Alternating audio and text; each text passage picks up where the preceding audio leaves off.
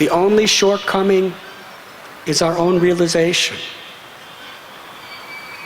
Srila Prabhupada told us, if you are engaging in the Krishna conscious movement as I have instructed you, you are already liberated. You just haven't realized it. Through this beautiful story, we learn about the personal, loving exchange of the Lord and His devotees. Subal, one of the most intimate, loving cowherd boys of both Krishna Balaram and Radha and Krishna, appeared within this world in the form of Gauri Das Pandit with the oar of Lord Chaitanya to carry us all back home, back to Godhead, just by appreciating and worshiping within our hearts His mercy and His pastimes. And this oar, as has been explained, has been shared through parampara, through the ages, with all of us. Let us bow our heads at the lotus feet of His Divine Grace, A.C. Bhaktivedanta Swami, at the lotus feet of all those exalted devotees who are assisting in His mission, like Bhakti Charu Swami Maharaj, Chandramali Swami Maharaj, Bhakti Vishramba Madhava Maharaj, Chintamani Devi, Shukavaha Devi,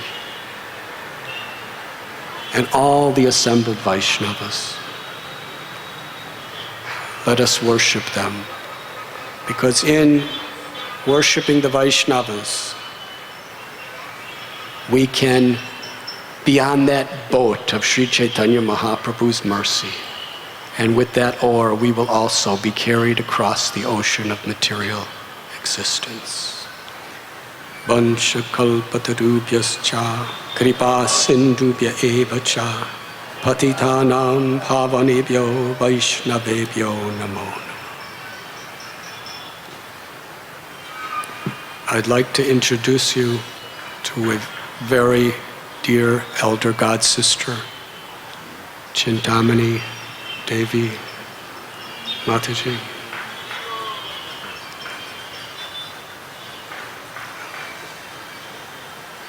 In 1972, when I had to leave Vrindavan because of visa complication,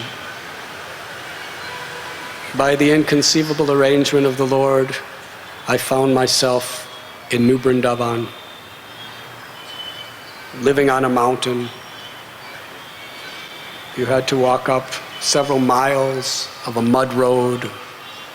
There was a 150-year-old broken down little house that was a temple for a painting of Sadbhuja.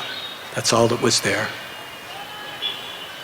And Hayagriva Prabhu, his wife Shamadasi, their little baby Samba, Willow and Sky, who later became Kunti and Karnamrita, a devotee named Murari Gupta, and Adipati and his wife. They were the only ones living there. There was only about 7 of us. And because nobody liked me at New Vrindavan, because I had just come from India and I had strange ways, the main community was at Bahulaban. But the first day I arrived, before I could even have darshan of the deities, they sent me up there. Even though nobody came to New Vrindavan, they were thinking that I was a bad influence. So they sent me up to the mountain with just a few people where nobody would ever see me. But I was so happy, because that was the place that Prabhupada first lived for 1 month, in the same little broken down house. So I learned how to milk cows, And I learned how to do gardening because there was nothing else to do.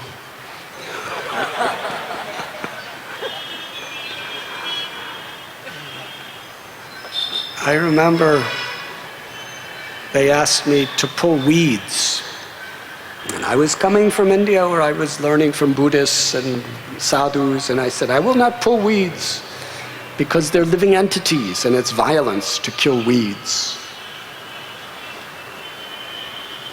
So my authority preached to me very strong that Krishna told Arjuna to kill in Bhagavad Gita. Said the flowers are like the Pandavas and the weeds are like the Kurus. If you don't kill them, that means you're on the Kuru side.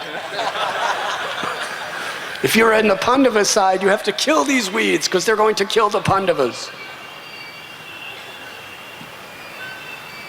So I was trying to surrender to the teachings of Bhagavad Gita in a very practical way that I didn't expect.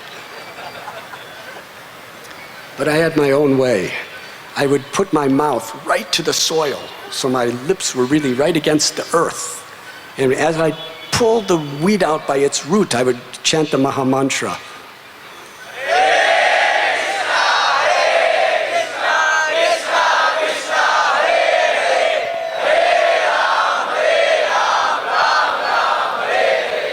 And I was thinking that if the weed dies hearing the name of Krishna, he will get some benefit.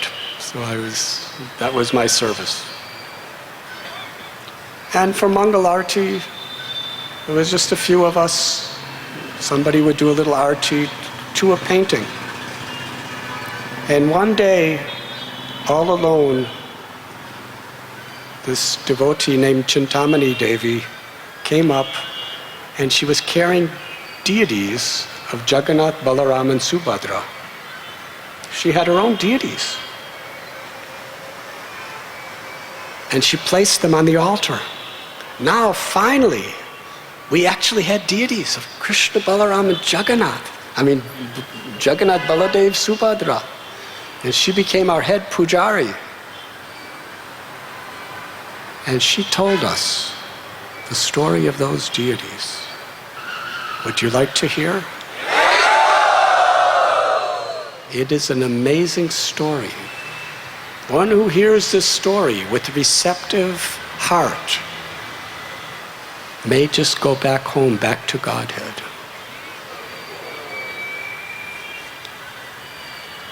We humbly request Chintamani Mataji to narrate the story for us. But before that, while they're bringing the microphone to her, let us all welcome her to the Pune Yatra.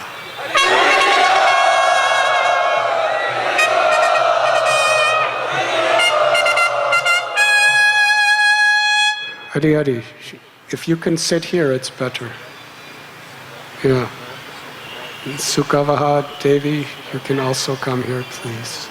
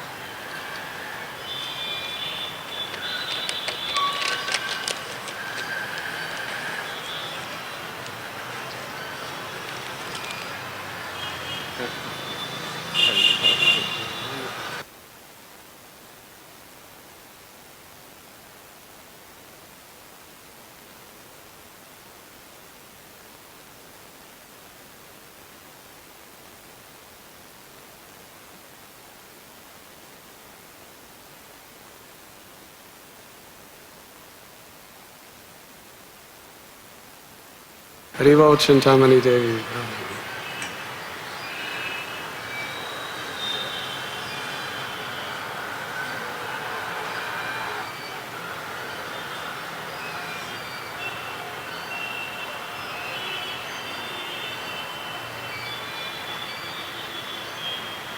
I'm here by Lord Jagannath's grace, and I feel overwhelmed right now because in Detroit, I'm the only Mataji in the ashram. I really wanted some sadhu sangha, and Lord Jagannath arranged for me to come here, and I've never been here before. And thank you for everyone. Thank you for your association. Which story were you talking about? In Japan. You can tell all the stories. You mean the one in Japan? All the stories. Beginning in Japan. Lord Jagannath came to me in Japan. I met Srila Prabhupada in 1969 and got initiated 5 days later in Columbus, Ohio. A few months later, got married, and a few months later went to Japan to help open the temple in Tokyo. And I remember Lord Jagannath came in a box. I didn't know much about deity worship. We put them up on the altar, and they didn't have any clothes at that time. We gradually found out about worshiping them. And just like Maharaj was saying, Srila Prabhupada inspired us to do things we wouldn't ordinarily do. And we wanted to cooperate because we loved him so much. We were all different types of people, different types of bodies, different race, sex, different nationalities, but we wanted to please Srila Prabhupada. And I found that what pleased Srila Prabhupada was our sincerity in our heart, if we really tried. Even when we were going on Samkirtan, he said, give people the opportunity, whether they take a book or not, that's up to them. Just give them opportunity. And sometimes, I know there were times I didn't do something right, like I was supposed to draw a picture and it wasn't right. Prabhupada was shaking his head, no, that's not right. He said, you tried, that's all that mattered. If we do our best and we're sincere, Krishna will give us the ability to make advancement.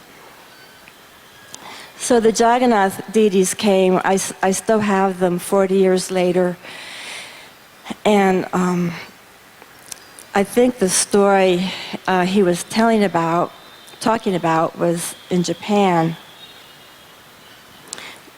We had a very small little temple, and Prabhupada came to Japan 2 times because all the books were printed in Japan. If you look at the old books, it says Dynapond. They were printed in Tokyo. So that was wonderful that he came there. And we had a homemade altar.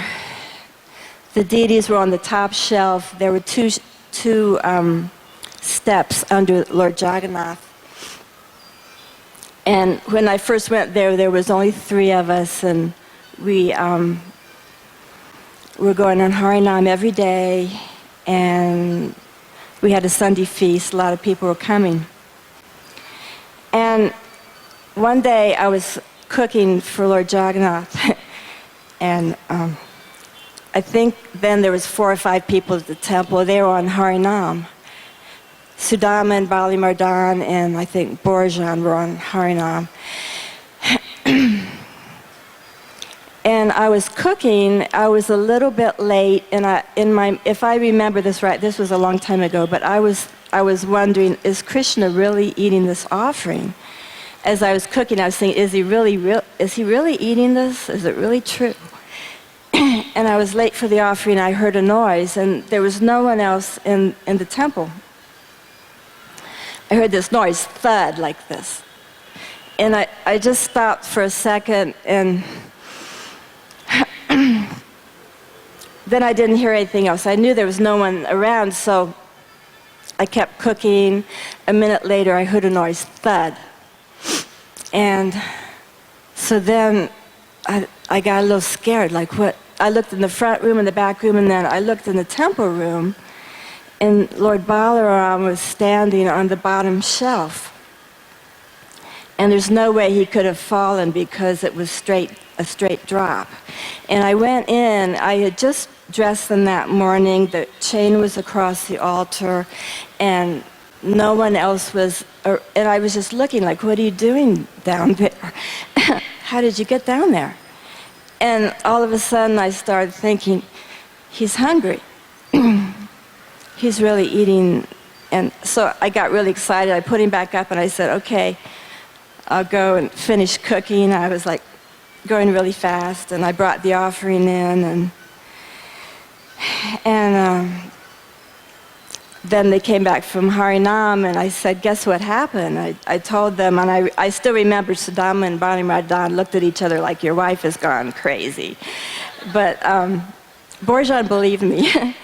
And a few things happened after that too, so it wasn't just that one thing, and it wasn't just me. They seemed to be kind of active deities. But Krishna can do whatever he wants. You know, it really doesn't depend on... He's free, he's independent. If he wants to do something, he can do it, so... Anyway, that's what appeared to happen. All I know is I don't know how he got down there, and I heard two noises, so I think he jumped twice. Is that the story? Is that it? There was one at New Vrindavan. Please carry on. You want to hear? I'm getting dehydrated. Is there water? I What about? I just got here last night. I didn't know I was going less than 1 week ago. Lord Jagannath sent me here. I'm not joking. I'm dressing the Jagannaths at the temple now, the big ones. Lord Jagannath sent me. I was thinking I wanted to go to Pune. I was saying this last Saturday to someone, and the next day someone bought me a ticket. Well, the way these marriages went when I joined, I was in the Los Angeles temple, the older La Cienega temple, and it was the big temple. Everyone did Harinam, and people at that time were getting married and just going all over the world to open temples. And at that time, Prabhupada was very happy with his household disciples. Someone came up and said, do you want to get married? Because I want to go open a temple in Japan. And it's true. And inside I was thinking, oh no, I don't. I said, ask Srila Prabhupada, because I really wanted to surrender, and all the women said, you've got to do it. And so then Prabhupada married us, and we went to Japan. And we couldn't speak the language, but Prabhupada said, don't worry, if your house is on fire, you can convey the message. So we didn't have any money. It was very cold. Everything I wanted to keep warm, I had to keep in the refrigerator in the winter. In the fourth place we moved, but so what happened the first time Srila Prabhupada came in about, I think it was 1971, he had just done the largest sannyas initiation. It was a really big thing in the early 70s to take sannyas. Some people had just gotten married and they were, can we take sannyas? Sometimes Prabhupada would say no because they just had babies, and you know, it's not an escape. It's got to be a good reason for it. So, but anyway, I guess my so-called husband was thinking about taking sannyas, because the next time Srila Prabhupada came, he came out and said, I just asked Srila Prabhupada if I could take sannyas. Well, that was news to me. And he said, Prabhupada said I had to give my permission or he wouldn't do it. And I thought for a minute, and I said, okay. I didn't even know that much about it. Well, I found out I had to go to the nearest temple, which was Hong Kong, so that was my next stop. And so then somehow it was so cold in the temple that they had taken the Jagannaths and put them in a box. And they had these little Jagannaths on a heating pad on a low setting. I used to go look in the box to see how they were doing. So someone had the idea, bring these Jagannath deities to Hong Kong, where Borjan and Jagatrini were. And when I brought them to Hong Kong. They have these wooden garlands, and Borjan was talking about sawing off these garlands so they could be easy to dress. And I was like, no, you can't do that. You're going to hurt them. He said, you're too attached. You should keep them. It wasn't really authorized by Prabhupada yet, but I kept them. From Hong Kong, another devotee decided to go open a temple in the Philippine Islands. So I had deities. I knew how to cook. So 3 of us went down. We opened that temple. And I stayed there until I got very sick and went back to New Vrindavan. I passed through Los Angeles, where Srila Prabhupada was. At that time, Jai Tirtha was the president. And everyone was saying, what are you doing? You've got Jagannath in a box. You're in the ashram. You're waving a carrot in front of him. And it's like, you should just worship the deities in the temple. You shouldn't do this. And anyway, my husband had taken sannyas. The deities meant everything to me. It was all I had. And so I was crying, and Jai Tirtha said, we don't want to make you cry, but Prabhupada said this and Prabhupada said that.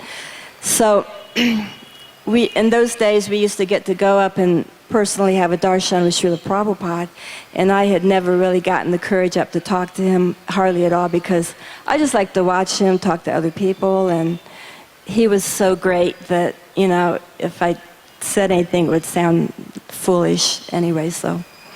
But I had to go ask him about Lord Jagannath. This was very important. So I got the courage up, and I brought the box up. It was a blue box with a lid, and only Prabhupada was in the room, and I came in the room, and I remember he asked me questions about the Philippine temple, and he gave me a piece of sandesh. Then I got the courage up. I said, Srila Prabhupada, Lord Jagannath is in this box, and I want them to see you. And I opened the box and stood them up. And Srila Prabhupada had this big smile. He said, oh, they're gorgeous. Then he said, and then I said, Srila Prabhupada, everyone is telling me I shouldn't worship these deities. And he said, who's saying? And then I started to say, but Srila Prabhupada, you said, he just interrupted me. Never mind, he said. He said, you make Lord Jagannath your life and soul, and you will be happy your whole life. And then he said 2 times, so your husband's taken sannyas? And then 2 times he said, then you just make Balaram your son, Subhadra your daughter, and Lord Jagannath your husband. And then I'm still trying to do that. And then I actually wrote down everything he said right after that, so I remember exactly what it was. But at the end of the conversation, I said, Srila Prabhupada, is there any chance of me going back to Godhead? And he said, if you just do what I told you, you will become fully liberated, Krishna conscious, and go back to Godhead in this very lifetime. And of course, anyone can get Srila Prabhupada's mercy by following his instructions. And just about 3 weeks ago, we have large Jagannaths in Detroit. The Pujari, he left. And I found out he was leaving. I said, who's going to dress Lord Jagannath? I had never dressed large Jagannaths before. It's quite different. So I volunteered. I said, why don't I do it? And I only had 3 days to learn, there's all these mantras, and their turbans are huge, and in Detroit they put all these fans, and I was literally in tears the first time I tried to do it. I was thinking, why did I even volunteer? Because I couldn't get finished. The curtains had to open at 7:30, and those 2 hours went so fast. I'm still trying to stick pins in the turbans, and things are falling off, and I thought it was never going to happen. But actually, after 1 week, it started really getting to be nectar. And all these miracles have happened ever since I started dressing Lord Jagannath, just one after another. It's amazing. And in Detroit, we have had so much snow. It's been so cold. I've been sick the whole winter. I've had bronchitis. I haven't been able to get well. And early in the morning, because the ashram's across the street, you have to walk across the street, and it's really snowing. And I've been thinking about moving to India for about 2 years, and now I'm thinking, well, I've got a service now. I can't really leave the service. Forget about going to India, even for a visit. Because in my mind, I wanted to go to, I'm not joking, in my mind I had this idea to go to Pune. I'd never been to Pune, but I met really nice devotees from Pune, and I said, I really want to go there and get some sadhu sangha. So this is what Lord Jagannath, this is totally what Lord Jagannath did, just in less than 1 week. I was thinking of that verse, how as I was going through the miserable cold and then coughing and sick to address Lord Jagannath, that if my misery makes you happy somehow, then that's supposed to be the highest bliss. So I got to try to think that way. And maybe I just won't go to India. And maybe I'll just try to think what will please Prabhupada, even though I had no association. I'm the only Mataji in the ashram. Maybe this is pleasing Prabhupada, so forget about going to India. So then, last Saturday, I was saying to a devotee named Krishna Shakti that I wanted to go to Pune. The very next day, I get a phone call from this couple that I only met one time, Vedanta Bhatta and Krishangi from New York. I know. They got my ticket. Anyway, they said, we've been thinking about you ever since we met you and you told Prabhupada stories, and we just felt like we had to call you, and we just wanted you to get a ticket. The thing is, you got to leave Thursday morning. And I was like, oh, wow. I was thinking, who's going to do my service? Who's going to address Lord Jagannath? Who's going to cook my offerings? But I thought, maybe this is Krishna's mercy. Now that I've actually surrendered to not going to India, maybe Lord Jagannath's going to let me go. It's like that. Sometimes you surrender and you just try to do your service, and then Krishna makes all these arrangements. So that very same day, the temple president, I said, should I go? And he had my whole service covered. I don't know who's doing it, but he said, I got your service covered. The only problem was I didn't have a visa. My passport was good for 6 months, and the visa, you had to go to Chicago. And I found someone, well, I'm kind of like a Vanaprastha, so my Vanaprastha that lives down the street, he's got a really old car, and he said he would take me. And we had to go early, and the closer we got to Chicago, it was snowing, you couldn't see, the roads were snow, and it became a matter of life and death. Literally, sometimes you could not even see the road because of clouds. And I said, we can turn back. We were halfway there. I said, we can turn back if you want. But somehow we got there. I applied for the visa. They said, it's not guaranteed you'll get it. I come back later the day, got the visa, came back just in time to pack and get on the plane. Everything was just seemed like Krishna's mercy, but in the meantime, I'd gotten really sick, and the plane had turbulence, and like all these things were happening, like all these intense suffering conditions this whole week. And I was just thinking, Krishna, if this is purification, I want to slow it down a little bit, because it's really, just please let me get there and alive, because I don't want to disappoint these devotees after they bought a ticket. But I'm just saying this story to show how I feel like, sometimes it's difficult, and I wasn't born in India. I don't have a pious birth like most of you are born in India, and you don't have as much bad karma as I had. But so there's hope for everyone.